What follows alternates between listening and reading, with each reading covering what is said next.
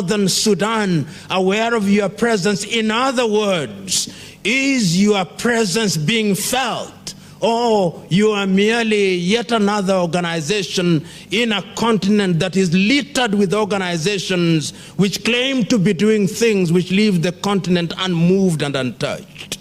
These are questions that we must ask ourselves, particularly now in the history of Africa.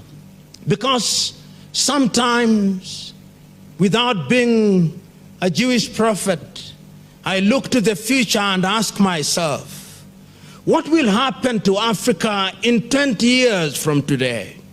Africa has one of the youngest populations. Land in Africa is reducing by the day. Many African countries are not using their land optimally. If you examine many African countries, and allow me to just examine a few of them and ask ourselves the critical question, what it is that is happening in those countries. Today, Nigeria claims, and I underline the word claims, that is the largest economy in Africa, with a GDP of about 550 billion United States dollars, with possibly a population of about 200 million. They have never had a census in the recent past. If they have had one, nobody believes it. And there is every possibility that the population of Nigeria in 2050 will be about 1 billion of them. Nigeria relies on oil. 80% of its income is from oil production. It suffers from what commentators describe as the Dutch disease. Nigeria is incapable of producing enough rice for her people, but they love jollof rice. They are incapable of producing enough chili, and they love their chili. They are incapable of producing enough tomatoes, and they love their tomatoes. They are incapable of doing things, not because they do not have the ability, but a conscious decision has been made by people at critical positions to concentrate on oil as the milk cow for Nigeria. So going forward, what one must ask, particularly an organization such as AGRA and NEPAD and the African Union, what real interventions must be made in Nigeria? Because Nigeria is a true potential giant in that regard. If Nigeria were to wake up from her slumber, then the entire West African region would wake up from her slumber. Because one has analyzed Nigeria and the plight of Nigeria and our inability as we speak now to produce enough food for ourselves, one need not analyze Mali. One need not analyze Senegal. One need not analyze the little Benin and the little Togo and the little Gabon and the little Cameroon, because the story is the same in that part of the world. Those of you who have gone to that part of the world, getting milk in the shelves of the stores in those countries is as difficult as getting snow in hell. So there is a sense in which we must ask ourselves the critical question, why is it that those interventions don't make us realize our potential? One sometimes, as one looks to the future and one looks at Congo, a country that is as big as the entire Western Europe, and yet Congo, with a population of no more than 80 million, yet Congo, whose perhaps 90% of our land is arable, one asks the question, if that land were to be utilized productively, that land could feed the entire Africa. In fact, I remember now it being said of Congo that it is capable of doing three things which could liberate Africa. That Congo is capable of generating enough hydroelectric power to cover the entire Africa. That Congo has waters in her rivers that could irrigate the entire Sahara Desert. Of course, some of it is exaggerated, but it's exaggerated deliberately to demonstrate to us the levels of underutilization of that potential, that the Congolese soil is capable of producing enough food for the entire Africa. One asks the question, what must one do in order to unlock the potential of the Democratic Republic of Congo? One asks the same question of Angola. If Angola were to use her land effectively and liberate herself from the chains of dependency on oil, what could Angola achieve? You will remember not so long ago, during the first term of President Mbingu wa Mutharika in Malawi, that one of the songs of praises that were composed in his honor was that he found a country called Malawi that could not feed herself, and within 5 years the country was feeding herself and exporting enough grain. We now know that that is not the case as we speak. But the question that one is focusing on is, what is it therefore that you who are Latter-day missionaries from Agra, what is it that you must do?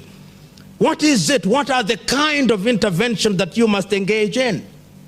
One can say that countries need to look at their budget reallocations. That is a good point of intervention, so that there is consciousness at the political level that Africa can only realize her potential if she has enough money dedicated to the improvement of agriculture. I do not know whether in your countries in Africa,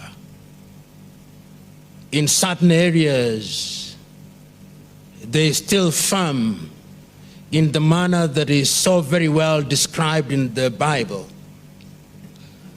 where very late into the period that is set for planting, the farmer discovers that it's too late to till the land, and they take some bullocks and go into some open field.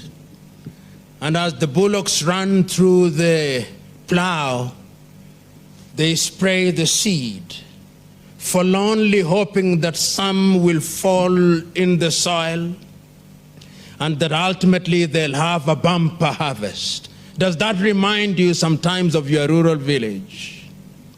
That still happens in Africa, despite the fact that certain governments have budgetary allocations complete with agricultural extension officers with whom you engage in your daily lives.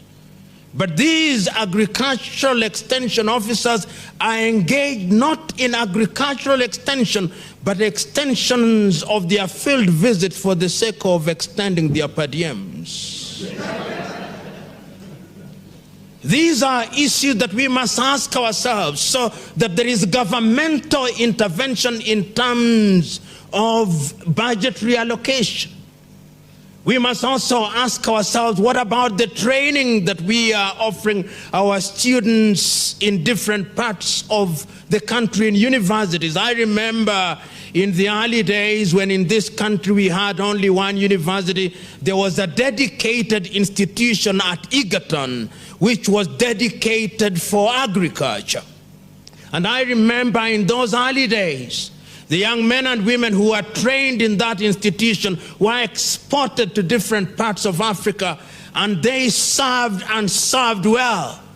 But I remember now that those institutions no longer offer agriculture. They offer other courses, including conflict resolution. There is nothing wrong with conflict resolution. But I hold the view that we should be producing more agriculture graduates rather than more conflict resolvers and archaeologists. And there is nothing wrong with archaeology and history. But there is something important about equipping our young men and women with the ability to produce food, because food is at the very heart of human development in terms of the food chain of courses that ought to be offered in different institutions of learning. The other thing that we must ask ourselves is the attitude of the men and women. And once again, this reminds me of a speech that was given in 1966 by Tanzania's president about agriculture. And this is what he said, Mwalimu Julius Nyerere, that what amazes him about his own country, Tanzania, is that 99% of Tanzanians claim that they are farmers. But 99% cannot feed more than 50%.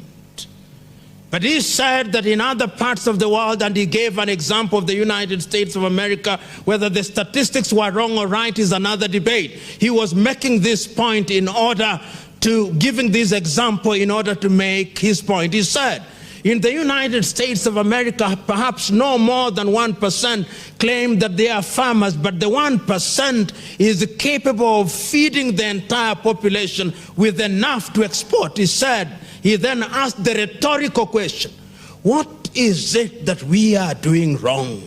And that is the question that perhaps I should be posing at this conference, at this assembly. What is it that we do not do right?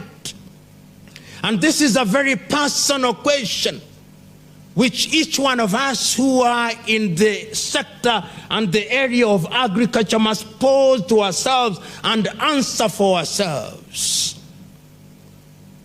If indeed, before you were born, Monsanto had been established, and if indeed Monsanto over the years has been trailing the blaze in terms of offering seeds of high quality, if indeed before you went to the university Syngenta was alive and well, and they have been doing this over the years, the question that we must ask ourselves and must be asked of the 20-odd countries in which Agra is alive and well, why is it that the knowledge that is resident in Monsanto has not been meaningfully transferred in institutions in those countries?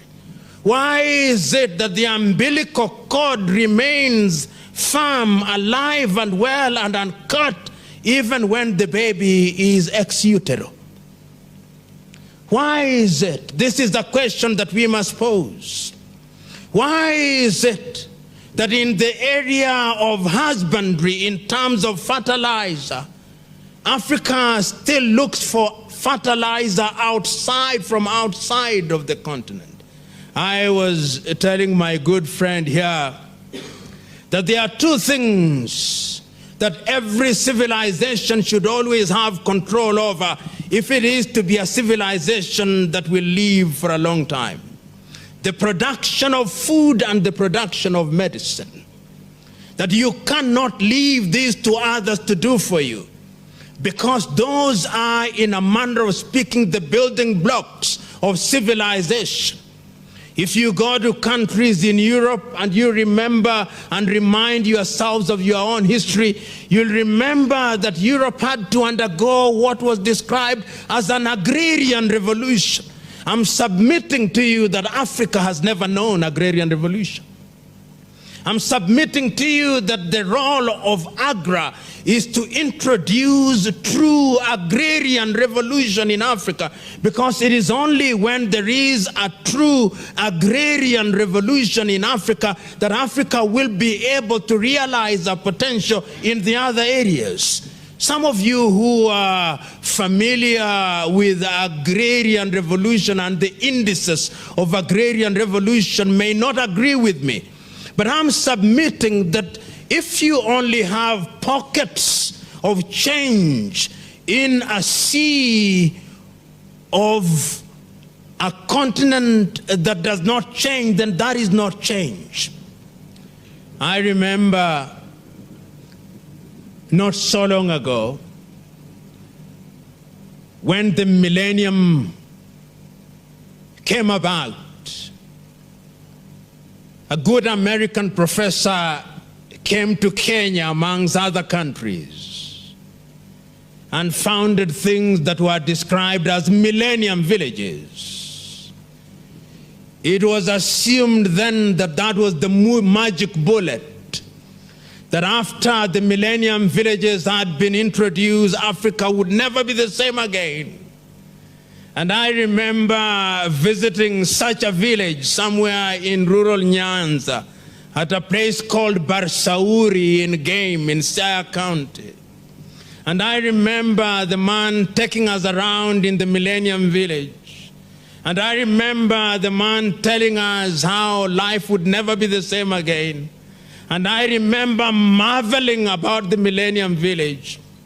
And I remember saying to myself, lo and behold, a miracle has happened. Last year when I visited the Millennium Village, it was a shell of what it was.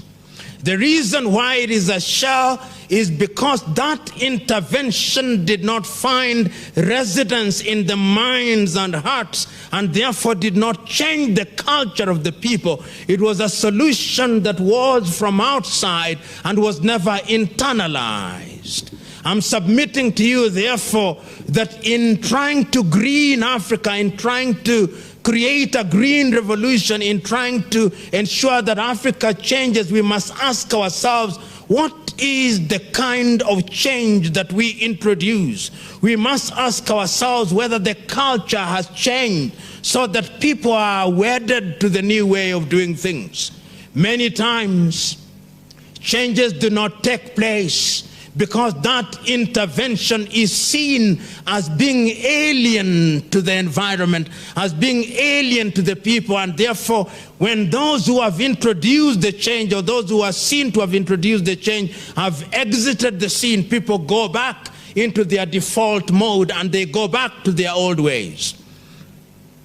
And that is what begs the question, what is the role of AGRA? Not so long ago, I was at a conference where people were talking about population of Africa and birth control. And the story was told of a young girl who had gone to an area in Kitui in Kenya. And this young girl was alone. And she was talking to young brides, on average with 2 children, talking to them about the finer points of family planning.